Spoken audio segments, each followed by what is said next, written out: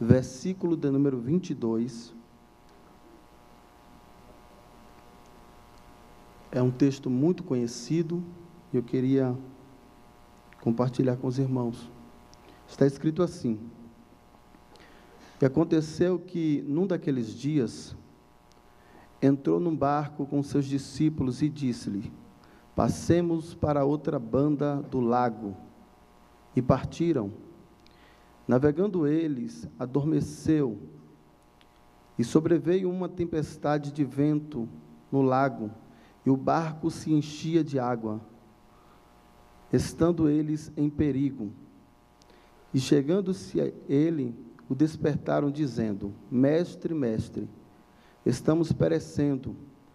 E ele, levantando-se, repreendeu o vento e a fúria da água, e cessaram, e se fez grande bonança. E disse-lhe: Onde está a vossa fé? E ele, temendo, maravilharam-se, dizendo uns aos outros: Quem é este, que até o vento e a água manda e lhes obedecem?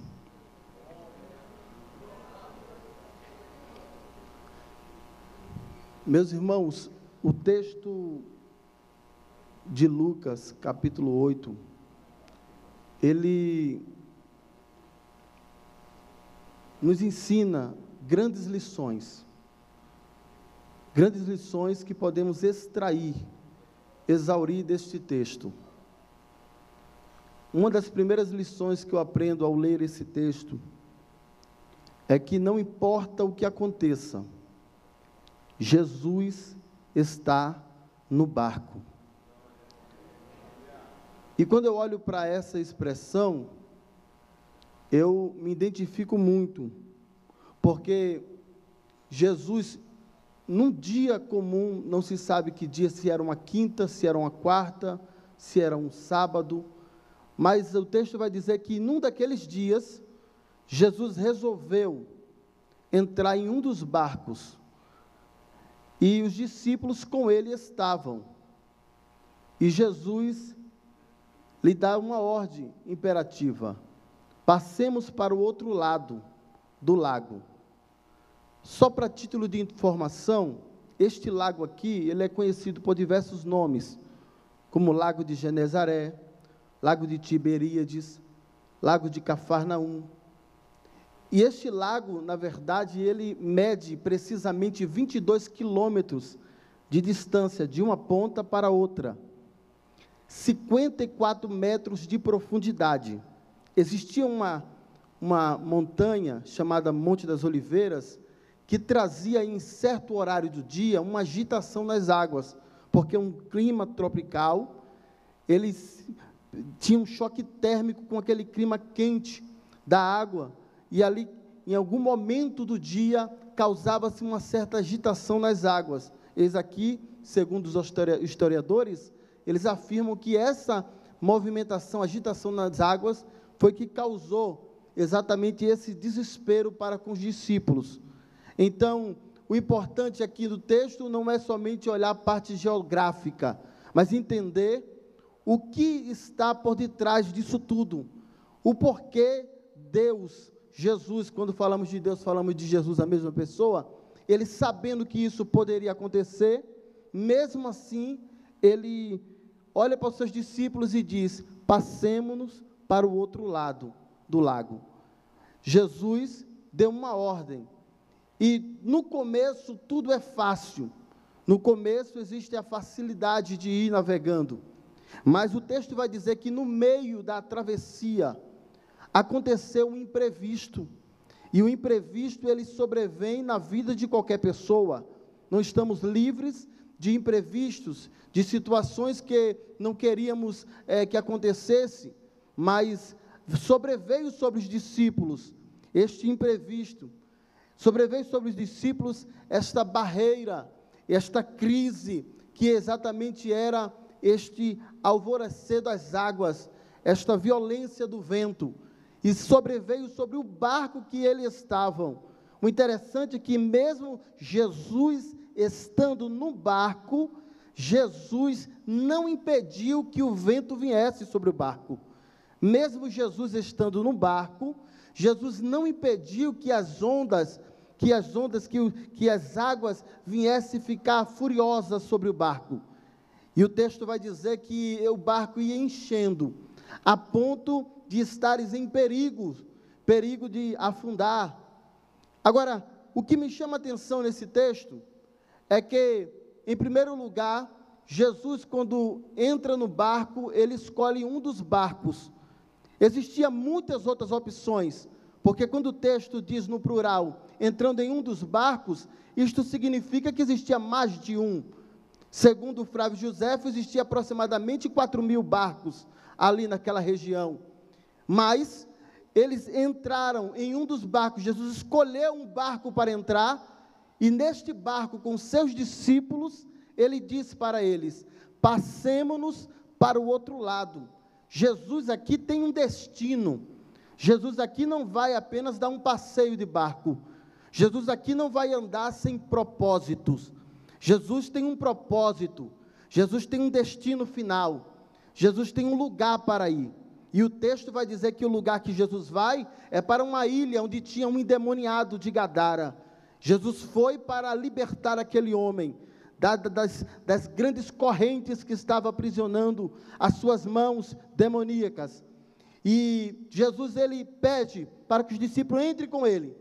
No decorrer da viagem, quem já andou de barco sabe muito bem. Eu estive recentemente ali entre Petrolina e Juazeiro, e vocês sabem que a cidade, ela divide só de uma ponte.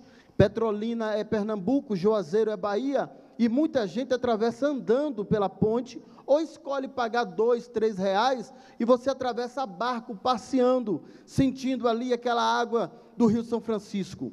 Mas e quando você está andando, chega um momento que você sente aquele conforto, aquela vontade de descansar, não querer sair desta zona de conforto que está andando ali, as águas balançando a embarcação. Assim mesmo, Jesus como homem, Jesus na sua natureza humana, Jesus dormiu, descansou um pouco. Jesus procurou, devido tanta obra que ele vinha fazendo, pregando, ensinando, mostrando o caminho do reino. Jesus então, como corpo humano, ele vai descansar, porque Jesus aqui tem duas naturezas. Como homem, ele teve fome, mas como Deus, ele disse: eu sou o pão vivo que desceu do céu. Como homem, ele teve sede, mas como Deus, ele disse: aquele que tiver sede, venha a mim e beba da água. Como homem, Jesus se cansou, a ponto de até descansar, dormir um pouco, mas como Deus, ele diz: vinde a mim, todos que estão cansados e sobrecarregados, e eu vos aliviareis. Então, na natureza humana de Jesus aqui, ele vai descansar um pouco, e aí sobrevém essa tempestade, sobrevém este vento forte. Percebam que este vento forte não vem do acaso, ele vem exatamente quando parece que está tudo indo muito bem, aí parece que acontece um vento forte, uma tempestade para tentar nos amedrontar, para tentar fazermos voltar atrás, para tentar fazermos retroceder. Esse vento forte vem para tentar deixar-nos apáticos e não avançar. Mas nessa noite eu tenho uma palavra de Deus aqui para você, e dizer: o vento forte não vai parar o que Deus tem na sua vida. O vento forte não vai impedir de Deus operar o que Ele tem para operar na tua vida. A fúria da água não vai parar a promessa de Deus na tua vida, porque Deus está num barco. O que me chama a atenção aqui nesse texto é isso, é que o caminho parece longo, e quando chega no meio parece que vem essa dificuldade, mas os discípulos por um momento talvez esqueceram quem estava com eles num barco, porque eles ficaram apavorados, eles ficaram com medo, e é natural, o ser humano tem medo, o ser humano tem sentimentos, é natural. Mas eles ficaram tão apavorados que ele disse: Senhor, iremos perecer, socorre-nos, ó Deus. E Jesus estava dormindo, descansando. O que precisamos saber nesse texto, irmãos, é que não importa o vento que esteja vindo sobre a nossa vida, não importa o que está acontecendo, o que importa é que Jesus está no barco, Jesus está no barco, Jesus está no barco. Quando tivemos esse sentimento, essa verdade de que Jesus não nos abandonou de forma alguma, que é necessário que venha, mas sabe por que vem a tempestade? A tempestade não vem somente porque Jesus gosta de nos ver provar a nossa fé, não. A tempestade nos vem para nos ensinar uma lição. E a lição que nos ensina aqui é que somos dependentes inteiramente de Jesus Cristo.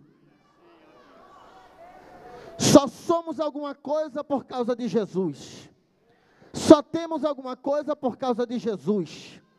Só canta bonito por causa de Jesus. Só louva bonito, só rege bonito por causa de Jesus Cristo. Só estamos aqui nessa noite, nesse culto tão maravilhoso, por causa de Jesus Cristo, nosso Senhor. Aleluia. Isso me ensina, a primeira lição que eu aprendo aqui é que temos que entender que somos dependentes de Jesus Cristo Nazareno. Temos que ter esta dependência, a dependência de Cristo. E eles perceberam que eles precisavam de Jesus, porque Jesus chega na hora que você chama Ele. Eu vou repetir isso aqui. Jesus chega para resolver quando você chama Ele na oração.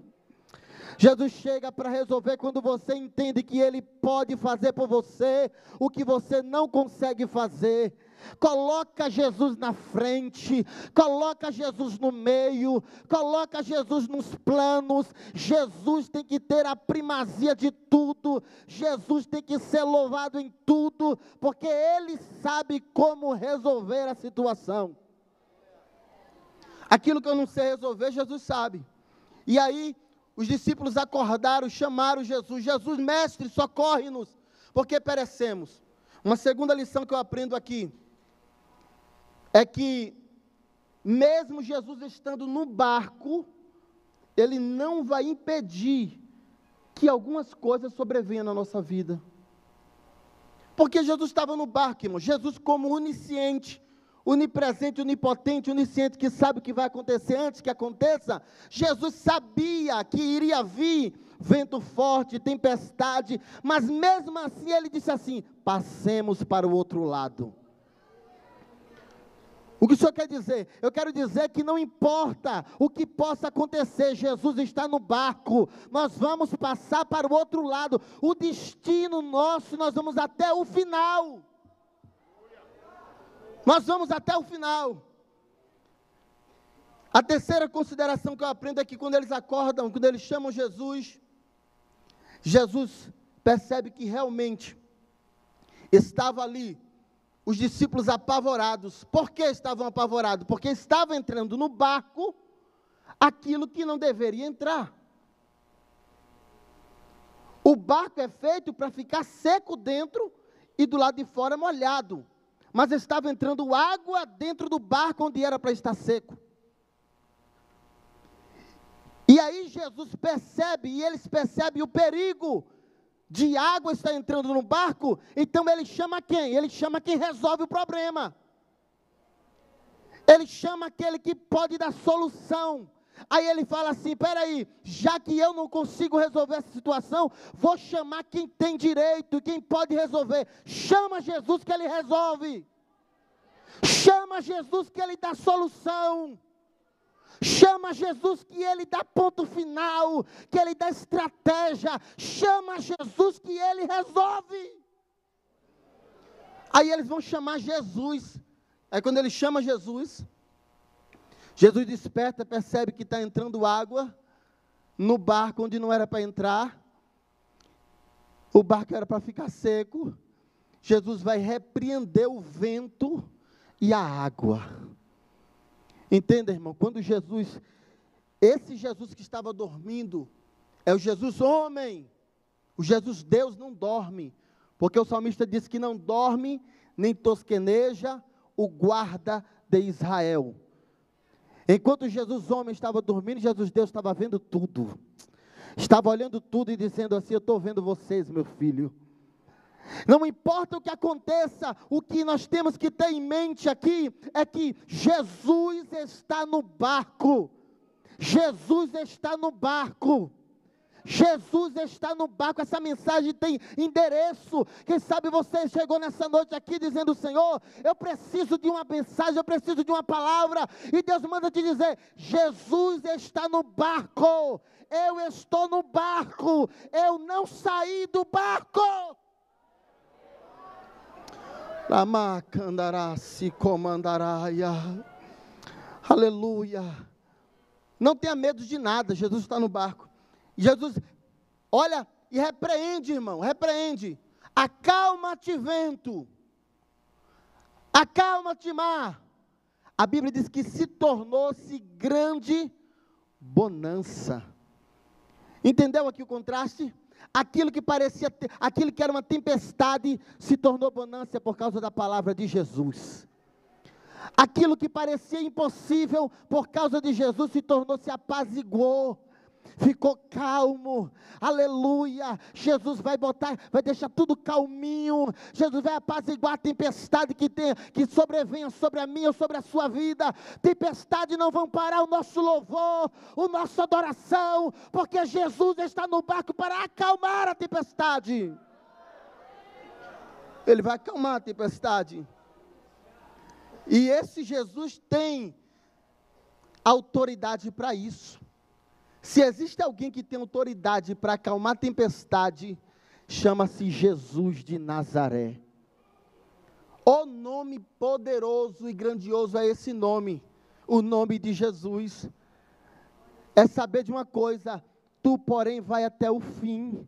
Você não vai ficar no meio do caminho, aleluia. A sua família não vai até o meio do caminho, vai até o fim. Sabe por quê? O capitão dessa embarcação é Jesus Cristo de Nazaré. O capitão não vai te deixar só, não vai. E esse Jesus tinha poder para isso. Aqui está, entre os 6 milagres contra a lei da natureza, está um deles aqui. Jesus, ele tem a capacidade, a serenidade, com calma, de olhar para a tempestade, olhar para a dificuldade e dizer: calma, eu vou resolver isso aí. Isso não é nada para mim. Isso não é nada para mim, eu vou resolver isso. Está preocupado por quê? Eu estou no barco, eu estou no controle. Aleluia. Por que você está angustiado? Eu estou no barco. Não se preocupe, não se preocupe. Nós estamos à beira das eleições, às vésperas das eleições, tudo bem? Estamos aí preocupados de alguma forma, e tem que ficarmos mesmo, somos brasileiros, temos que olhar para a situação do nosso país, mas eu tenho uma palavra aqui para dentro da igreja: Jesus não saiu do barco, Jesus continua no barco. Lá fora pode estar tudo, a tempestade, mas aqui dentro Jesus está no barco. Jesus está no barco. Aqui dentro ele não perdeu o controle da situação. É Jesus. E quando eu falo de Jesus, eu preciso falar que esse Jesus se tornou histórico por vários motivos. Histórico. Primeiro motivo que ele se tornou histórico é que ele foi honrado pelo maior pregador da época. Quem era o maior pregador da época? João Batista. Pregava, e a multidão saía da cidade para ouvir João pregar. Mas um belo dia Jesus estava vindo para que se cumprisse o que está escrito na palavra, para ser batizado. E João, quando estava pregando no ímpeto, João olha e observa quem está vindo, e não é qualquer pessoa, porque quando Jesus chega, tudo muda.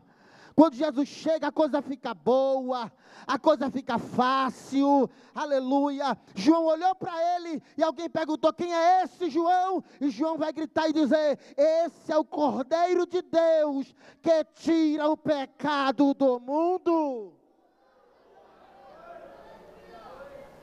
Segundo lugar, Jesus se tornou histórico, porque fez 3 promessas para a igreja e não falhou em nenhuma.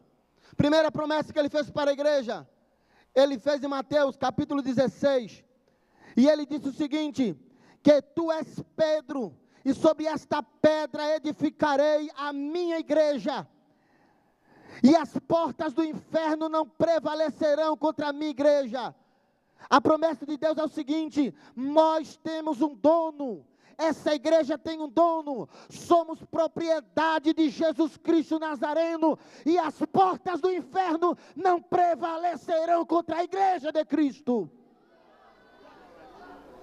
Segunda promessa, ele disse que enviaria o Espírito Santo, e ele cumpriu a risca. Em Atos dos Apóstolos, estavam todos reunidos, e de repente veio um vento como de um som impetuoso, e encheu toda a casa, e todos foram batizados com o Espírito Santo, e começaram a falar em outras línguas. Ou seja, a igreja tem um guarda-costa fiel, é o Espírito Santo que está com a igreja na segunda, na terça, na quarta, na quinta. O Espírito Santo está no meio da igreja. Terceira promessa está para se cumprir logo logo. Jesus disse: não se turbe o vosso coração, crede em Deus, crede também em mim. Na casa de meu pai há muitas moradas. Jesus prometeu que vai levar essa igreja para ser arrebatada, para morar com ele lá em Jerusalém. Eu sei, eu não quero quebrar a ética não, mas se você tem essa alegria de morar no céu, fale alguma coisa, dê glória para Jesus Cristo, porque iremos para a mansão celestial. Concluo falando sobre esse Jesus histórico ainda. Ele se tornou histórico também porque ele nunca se apresentou. Em toda ocasião, Jesus sempre teve alguém para apresentar ele. E eu fecho minha Bíblia. Em toda ocasião, Jesus sempre teve alguém para apresentar ele. No Antigo Testamento, quando não tinha ninguém, Jesus usou Isaías. E o pastor leu sobre Isaías aqui. Isaías no capítulo 9, versículo 6. Isaías diz assim: porque um menino nos nasceu, e um filho se nos deu, e o principado está sobre seus ombros, e o seu nome será Maravilhoso, Conselheiro, Deus Forte, Pai da Eternidade e Príncipe da Paz. Quando chegou na era neotestamentária, alguém tem que anunciar ele. A Bíblia diz que os astros do céu, a estrela, guiou os reis para vir ao nascimento de Jesus. Os anjos desceram para adorar, ou seja, o céu e terra adoraram o nascimento de Jesus. João apresentou ele no batismo, mas ele não ficou só apresentado por isso. Os grandes teólogos da época tiveram que olhar para aquele menino de 12 anos e dizer: esse menino aqui tem muita inteligência, que menino é esse? Apresentaram Jesus, sim, apresentaram o Senhor. A Bíblia diz que até na morte de Jesus, diz que o céu, a terra tremeu, o céu escureceu, falando da morte dele. Mas alguém tem que apresentar quando ele ressuscitar, e ele ressuscitou mesmo. Ao terceiro dia, ele ressuscitou. As irmãs foram lá no túmulo, a pedra estava removida, e eles olharam e disseram: ei, irmãs, o que vocês estão procurando entre os mortos? Aquele que já está vivo, aquele que já está vivo, aquele que já está vivo.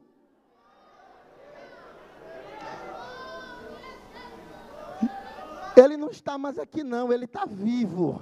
Jesus está vivo. Jesus está vivo. Jesus morreu, mas ao terceiro dia ressuscitou. Tiveram que apresentar, o anjo teve que apresentar que Jesus agora estava vivo. Ele se apresentou. Agora ele vai ser apresentado no céu. E no céu a coisa é muito linda, porque ou coisa boa vai ser lá no céu, irmãos, ou coisa linda vai ser lá no céu. No céu a coisa vai ser linda.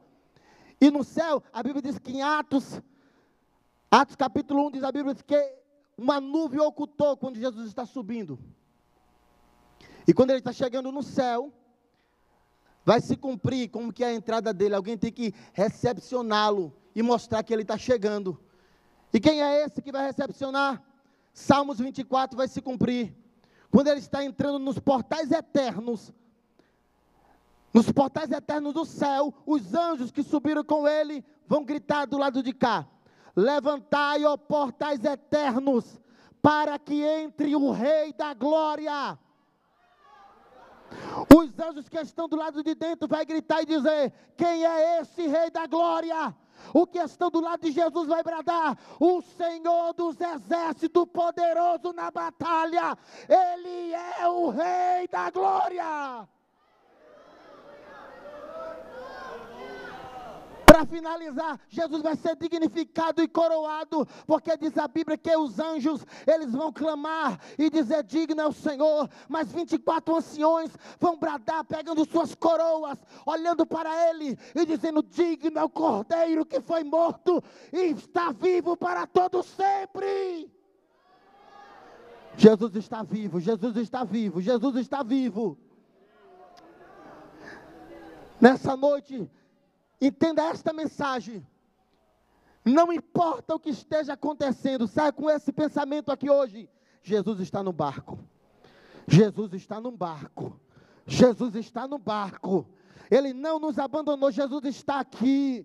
Jesus está aqui. Jesus está no seu barco. Jesus não abandonou a sua igreja. Aleluia. Glórias. Aleluia. A única diferença é que o barco que Jesus está não está isento de tempestades. A única coisa que faz a diferença é que ele não vem a pique. Glória a Deus. Pastor Marinho, passa os avisos aqui. Vamos terminar. Meus amados, amanhã, segunda-feira, nós teremos a escola de padronização do comentário da Escola Bíblica Dominical, aberto para todos. O curso de Teologia com Básico, Médio e Bacharel, quarta-feira, culto ao público. Sexta-feira, o culto de ensino. Na terça-feira, temos aqui o círculo de oração com as irmãs. É o último, o primeiro das 8h30 às 11h, todas as terças-feiras. E as irmãs também convidam para que todos estejam aqui das 8h30 às 9h da manhã, em um período de oração.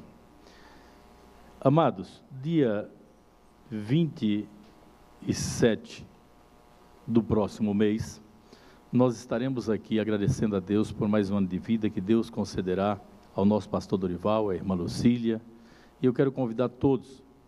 Já avisamos a todo o setor, está tudo organizado e estaremos aqui com os departamentos. Desde já a minha gratidão às crianças na sua participação de responsabilidades, aos adolescentes, jovens, círculo de oração, coral, enfim, como o trabalho que aqui realizamos. Todos estão convidados, portanto, dia 27 do mês próximo, aqui estaremos reunidos para agradecer a Deus por mais uma bênção que Deus concedeu ao nosso pastor Dorival e irmã Lucília, mais um ano de vida.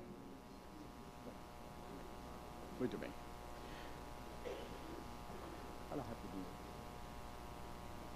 Irmãos, não se esqueçam, na saída tem os meninos que estão aqui do lado, eles vão estar lá fora, tem a Thelma, dos irmãos levarem aquele número dos nossos representantes, porque isso aí não vão ter revelação não, viu? Então é bom, sempre acontece lá na hora, esqueci. Então pega 5, pega 10, a quantidade que você quiser, eles foram orientados, eles estão lá no portão, na saída, no portão de baixo. Leve, porque é um lembrete importante para que você não esqueça, no próximo dia 7, de estar aí colocando os nossos representantes da igreja, a irmã Marta e o pastor Paulo. Deus abençoe. Coloquemos de pé, meus irmãos. Só resta nos agradecer ao Senhor. Glória a Deus, aleluia. Soberano Deus e Pai, te damos graça pela palavra, por tudo que aconteceu nesse culto, pelas misericórdias, por o Senhor dar a oportunidade de nós estar vivo mais um dia. É uma grande vitória, só em estar vivo. Te damos graça porque temos razão, temos, Senhor, raciocínio, sabemos o que queremos, sabemos de onde viemos, a quem cremos, e Tu tens usado de misericórdia imerecidamente da parte nossa. Tu tens sido bom, justo e fiel. Abençoa, leva em paz o Teu povo, guarda do perigo, da morte, em nome de Jesus. A graça do Senhor Jesus e o amor de Deus Pai e as consolações do Espírito Santo seja com todos no nome do Senhor. O Senhor dê uma noite de paz para os irmãos. Amém. Amém.